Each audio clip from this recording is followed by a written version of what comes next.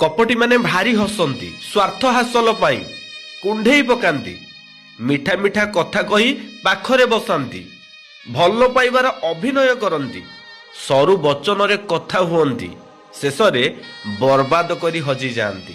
भाई से माने कहार नुहंती आपण माने जानिथिबे ना क्रोध जो रागटा आपण आसुची आपण देहरे सर्वदा आपणकर बुद्धि को खाए।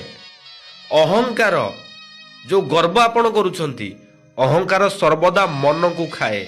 चिंता आपण को बयस को खाए। लांच मनीषर मनीष पणिया को खाए। लोभ आपणकर स्वाभिमान को खाए।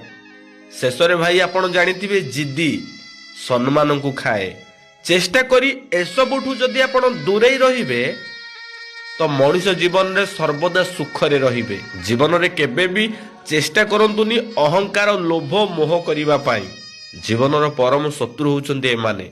जदि शत्रु मानु को आपण नियंत्रण करि पारिले तो दुनिया रे आपण को केही भी पराजय करि पारिबे नाही।